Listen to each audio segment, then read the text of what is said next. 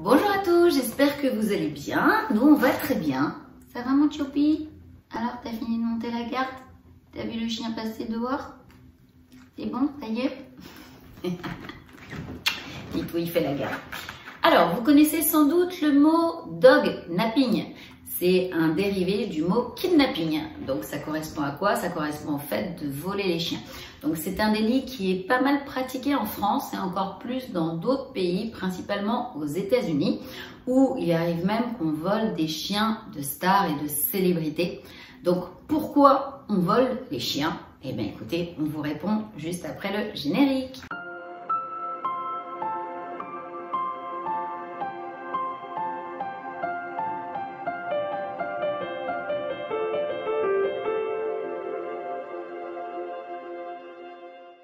Avant de poursuivre cette vidéo, pensez bien à mettre des beaux pouces en l'air en dessous de la vidéo, à vous abonner si ce n'est pas encore le cas et à activer la petite cloche pour ne louper aucune vidéo. On continue. Histoire du dog napping.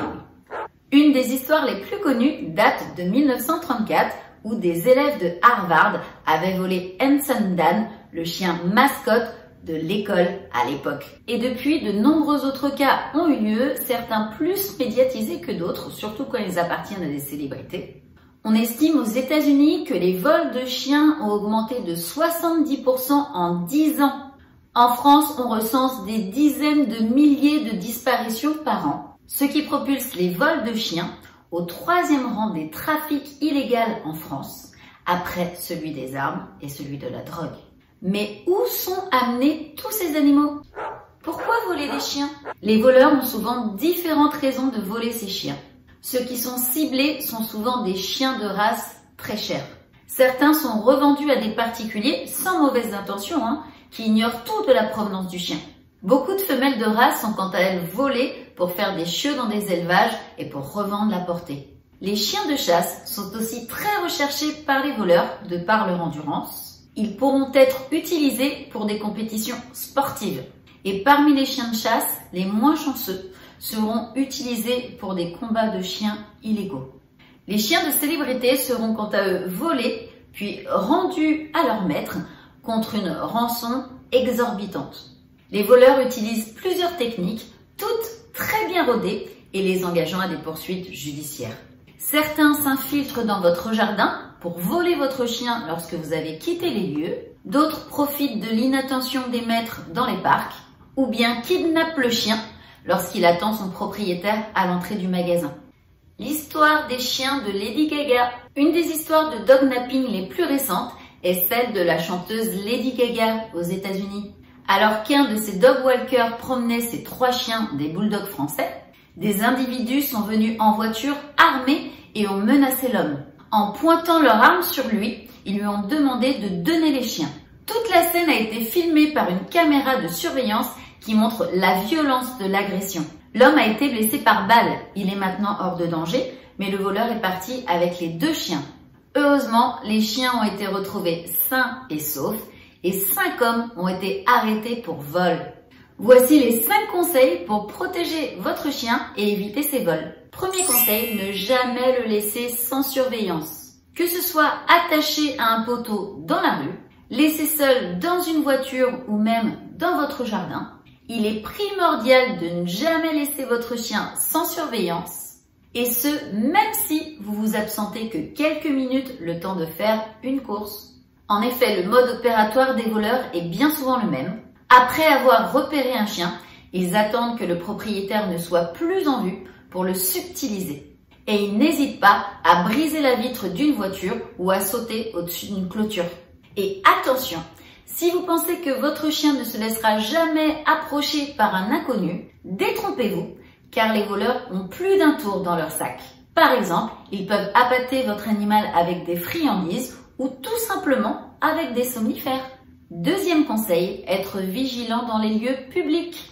Lorsque vous vous trouvez dans des lieux publics, notamment s'ils sont relativement fréquentés, comme sur un marché ou une avenue touristique, soyez particulièrement vigilant. En effet, il arrive parfois que les voleurs procèdent à des vols à l'arraché, comme ils le feraient pour des sacs à main. Pour ce faire, ils foncent droit sur vous et tout en vous bousculant, vous arrachent la laisse des mains ou même pire, vous prennent votre chien dans les bras. Et en règle générale, tout se passe tellement vite que vous n'avez même pas le temps de réagir. À noter que ce type de vol a le plus souvent lieu avec des chiens de petite taille. Ils sont faciles à transporter, comme les Chihuahuas, les Jack Russell ou encore les Yorkshire. Le troisième conseil, c'est d'identifier votre chien.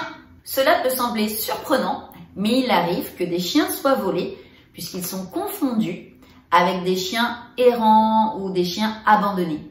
En effet, en pensant bien faire, des gens récupèrent des chiens dans la rue. Ils ont pitié d'eux parce qu'ils les pensent livrés à eux-mêmes ou abandonnés par leurs propriétaires. Pour éviter cette confusion, n'hésitez pas à inscrire le numéro de téléphone de votre chien sur son collier et surtout à identifier votre chien avec une puce électronique. Pensez également à garder les coordonnées inscrites dessus à jour. C'est-à-dire que si vous avez déménagé, si vous avez changé de numéro de téléphone, changé des éléments qui avaient inscrits sur la carte d'identité de votre chien, eh bien il faut absolument le signifier à votre vétérinaire ou carrément à l'organisme de la pièce d'identité de votre chien, il y a l'adresse au dos. Et il faut absolument faire mettre à jour régulièrement cette petite carte pour que si un jour votre chien et vous vous égarez et que votre chien est retrouvé, eh bien qu'on puisse vous retrouver vous également et que vous puissiez à nouveau être réunis. Par ailleurs, le fait d'identifier votre chien ou de le faire tatouer est un gage de sécurité. En effet, une puce ou un tatouage ne peuvent pas être effacés, sauf avec une opération chirurgicale. Et cela a tendance à rebuter les voleurs. Varier les itinéraires de promenade. Les voleurs de chiens peuvent avoir prémédité leur vol après avoir repéré un chien dans la rue. Ils décident alors de suivre le propriétaire pour voir son itinéraire et ses habitudes de promenade. De cette façon, ils peuvent choisir le meilleur endroit de la promenade et le meilleur moment de la promenade pour accomplir leurs méfaits. Pour éviter d'être pistés, variez vos itinéraires de balade. D'autant plus que cela ravira probablement votre chien. Et enfin, le dernier conseil, méfiez-vous de ceux qui posent trop de questions. Méfiez-vous des personnes qui viennent vous aborder dans la rue et qui s'intéressent d'un petit peu trop près à votre chien. Plus elles posent de questions, plus c'est suspect. De plus, ne criez pas sur tous les toits que vous avez acheté votre chien et encore moins à quel prix. En effet, plus votre chien a de la valeur et plus il peut être la cible des voleurs. On en a fini pour cette vidéo, j'espère qu'elle vous aura plu. Si c'est le cas, je vous invite à mettre une avalanche de pouces bleus en dessous de la vidéo, à vous abonner si ce n'est pas encore fait et à activer la petite cloche de notification pour ne louper aucune vidéo.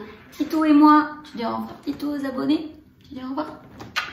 Kitou et moi, on vous fait de gros bisous. On vous souhaite une très bonne journée, une très bonne soirée ou une très belle matinée. Je ne sais pas à quel moment vous allez regarder la vidéo. Eh bien, on vous dit à très bientôt pour une prochaine vidéo. Prenez soin de vous. À bientôt. Bye bye.